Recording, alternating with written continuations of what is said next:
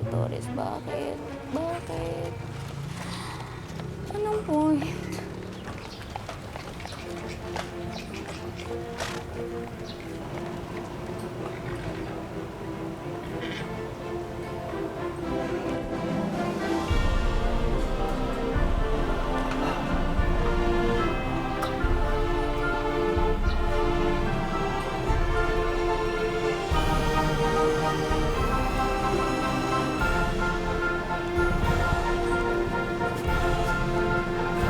Buenos días, Señor Crisostomo Ibarri Magsaling. Maligayang pagdating sa Las Filipinas, lalong-lalo na rin sa Ponte de Lala. Muchas gracias. Disculpe, Señor. Buenos días, señor.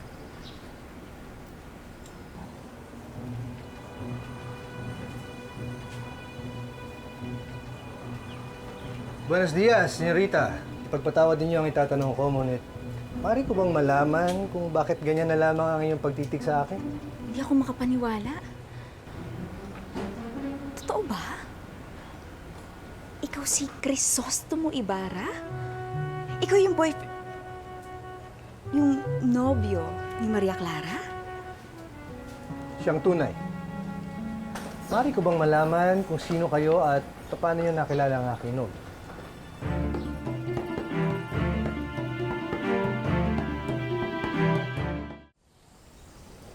Paano niyo nakilala ang aking nobya? Oo. Nakita kami kanina dun sa Beaterio. Kung saan siya nagkolehiyo? mismo. Ah, Pero ako lang yung nakakita sa kanya. Hindi kami nagkakilala. Mahirap na, baka machismis pong baliw ako. may sinasabi kayo, Binibini? Wala.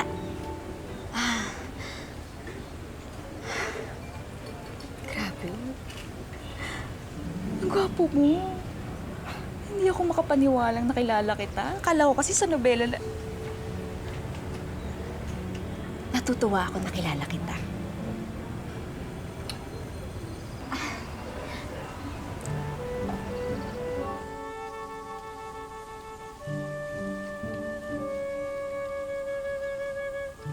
Ikinagagalak din kitang makilala, Binibini. Iho!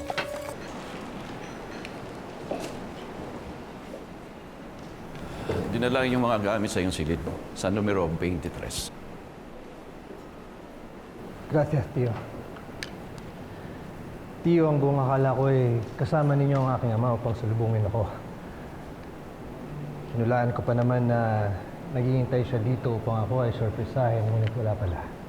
Ang buong akala ko ay magkikita na ulit kami ng aking papa.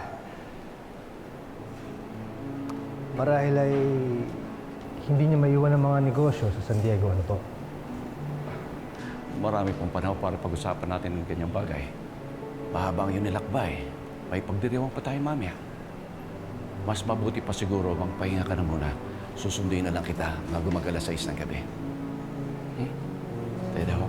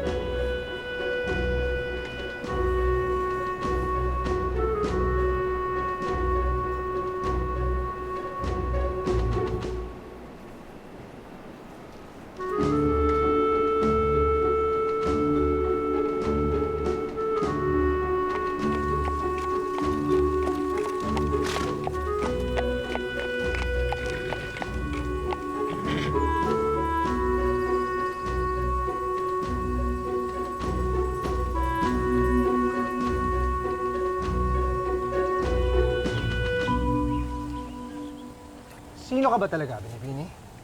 At bakit mo ako sinusundan? Pasensya na po.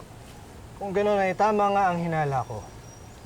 Dahil hindi ka nais-nais para sa isang babaeng katulad mo, na sumunod-sunod sa isang lalaki, batid niyong ako ay may nobya na. At naipagkasundo na sa kanya ay ipag-isang dibdib.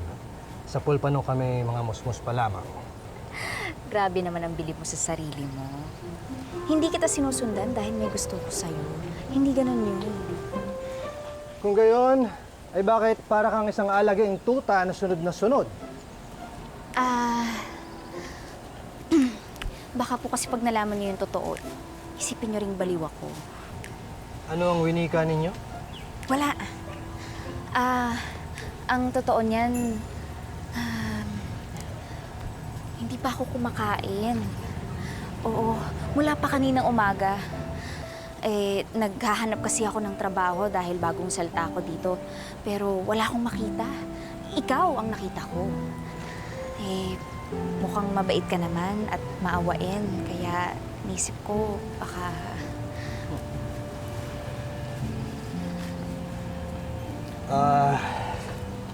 Wala dito ang aking pitaka. Marahil nandun sa isa kong bagahe. Bueno, sige Binibini, sumunod kayo sa akin at meron ng mga kaibigan na tiyak handang tumulong sa'yo.